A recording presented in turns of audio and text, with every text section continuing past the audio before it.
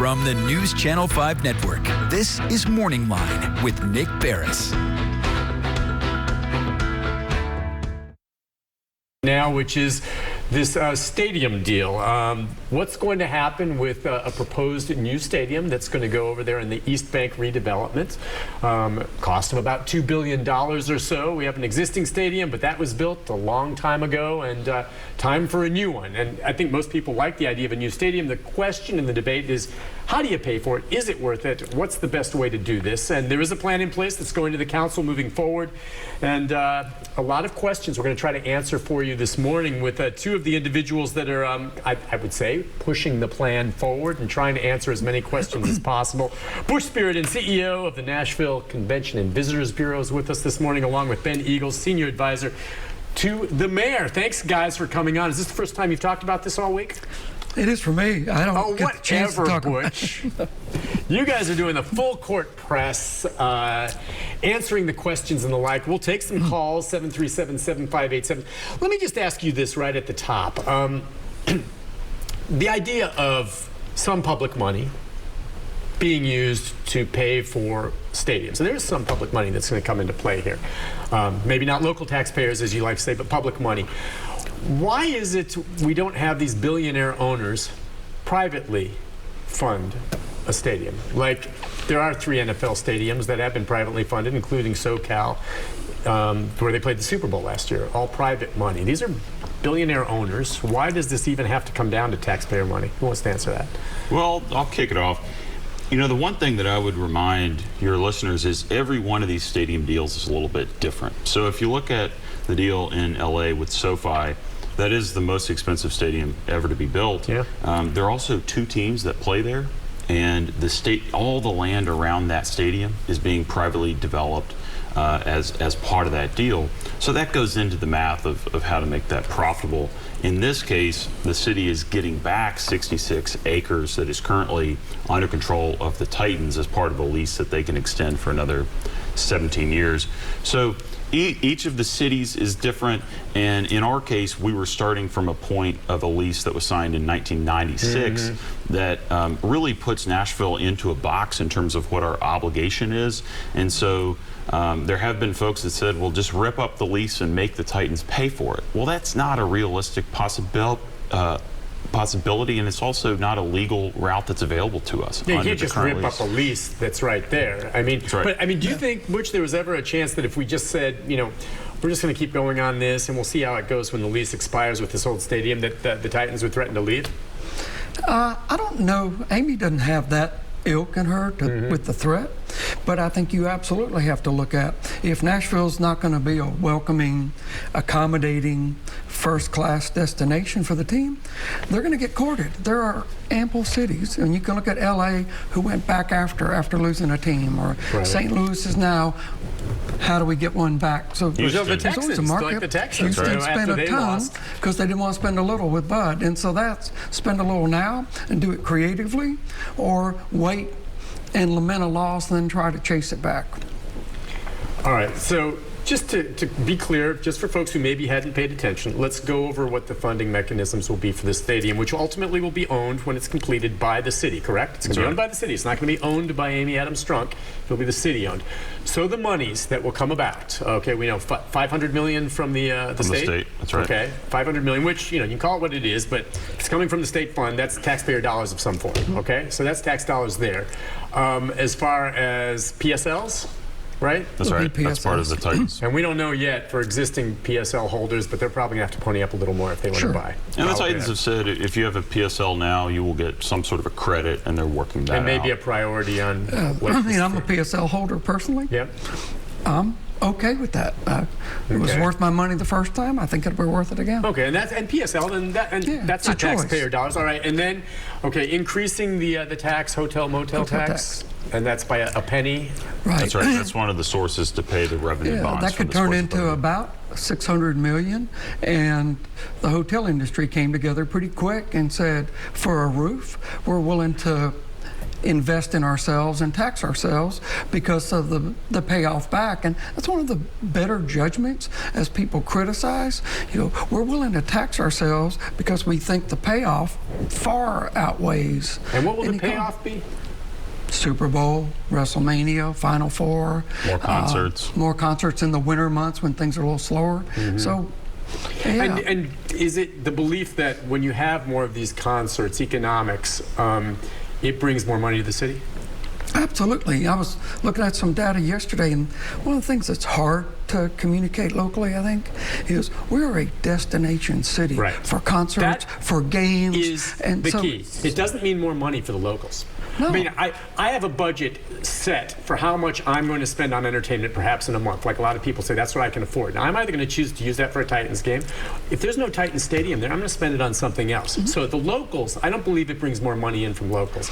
The key is that we're a destination city and the people from outside. I mean, I see how crowded it is on 2nd and all of that, but those people who are spending money there are going to spend that money anyway, whether the Titans are playing or not, if they're local. But the other piece, and I don't disagree that the local's going to do something, but we have a huge season ticket base of the surrounding counties. And isn't it nice to get some of their money for all the things that Nashville and Davidson County support? Airport, arena, stadium. Yeah, we've invested, but those surrounding counties support it in a significant manner. So it's and you see how many fans from the opposing teams show up. Gosh, the Bills or the Colts fans, you see they're spending money here. So, I mean, there's pretty much, I mean, the economists debate, and times have changed, whether or not public money spent on stadiums is really worth the investment in the long run. And there's differing opinions on this, but there's certainly some cities where it has not been the case. And the development around the city, around the stadium, really sucks. Now, it sounds like what we're doing with East Bank here is going to be something special. You're convinced it's going to be, in the long run, a worthwhile value. Look, if the New York Giants, so we opened the season with the Giants hadn't had a winning season in 6 years. Not good at all. When the Giants had their first moment scoring, there were 10,000 Giant fans there. Now, some may have been local, but most have traveled into Nashville following a team that's awful, or had been awful, to come to this city. So we're one of the cities where it works. It doesn't work everywhere. Right. But we've always underestimated ourselves. No, this Nashville special. There's no question about it. Why wouldn't we want to benefit from that? I also think one of the things that's unique about the stadiums in Nashville, you look at Bridgestone. When Bridgestone was built, there were a lot of surface parking lots around there. If you look at the photos, and it's the same thing with the Titans Stadium. This dome is going to be a catalyst for development around the stadium on the East Bank. So you're going to have a much different game day environment than if you go to a Chiefs game. And you're really out from the city. You're in a sea of concrete, and I think the atmosphere that Nashville has been able to build around these stadiums is one of the reasons people love to come here. We built a mousetrap that's working. God, you made a point, and I wanted to go back to it, but I'll come back to it. Okay, yeah, you'll think of it. We're showing some of the video right now of some of these renderings, which, again, as far as I understand, an architectural firm has not even been chosen yet, but these are renderings the Titans say, hey, this might look nice. Right? Oh, that looks pretty dang cool. Oh, I was blown away when I first saw it. Well, from the outside, you don't even know there's a stadium in there. That could, right there, that could be outside of a upscale mall in Fashion Island in Newport Beach. It fits the neighborhood when the rest of it's developed. The way you described it? Yeah, and so they've done a good job on that. And you were alluding to the question about Titans and roof and taxpayers. Is it worth it? Titans would have been happy with an open-air stadium. State came along and said, we'll pay for the roof. So that's where the benefit is for the city on the upside. The things we can do that don't really benefit the Titans, but benefit all of us that live here. Opportunity for bigger concerts, bigger events, auto auctions, WrestleMania.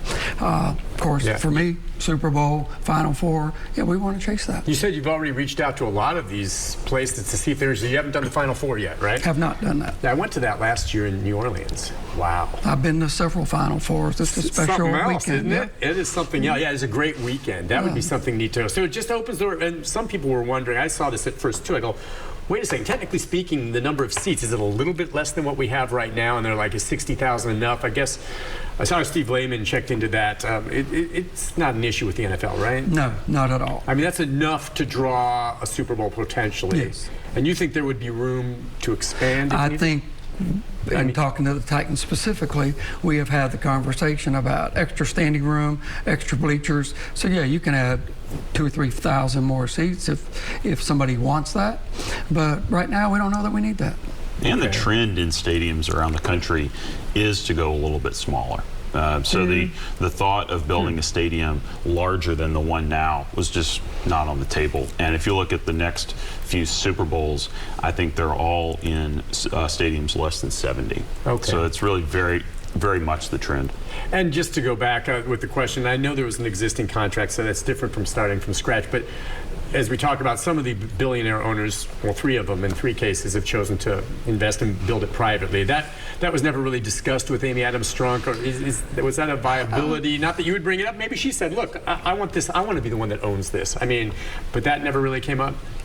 From my understanding, she has sold off her as many assets as she can to raise as much money, to put as much private money in there. And I think her number is around 500 million. And then the other 300's coming through the NFL. Some owners are richer than others. Yeah. So she's not in the Robert Kraft or Jerry Jones level. Yeah, Robert Kraft's another one who has a privately funded stadium, Gillette Stadium. But I would also say, if those owners had the lease that she has with Metro on Nissan Stadium, with an opportunity to extend it for another 17 years, with an obligation for the city to maintain the stadium in first-class condition, I think she still would have played the cards that she played. I mean, we're in a legally binding lease, which, just point of fact, gives quite a bit of leverage to the team when this started. That's a great point.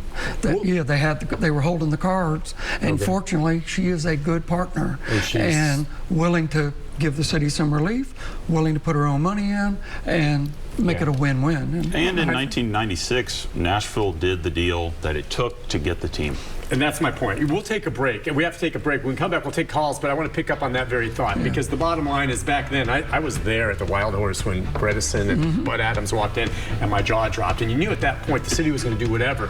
All the cards were held by Adams. Oh, we're going to get an NFL team. So we got kind of a lousy deal. This but new one cleans that 59% up. of the public voted for it. That's right. I remember so that. Remember that. Yeah. We'll take a break. We'll talk about that, and we'll take your calls and questions for our guests on the stadium deal. 737-7587. Back right after this.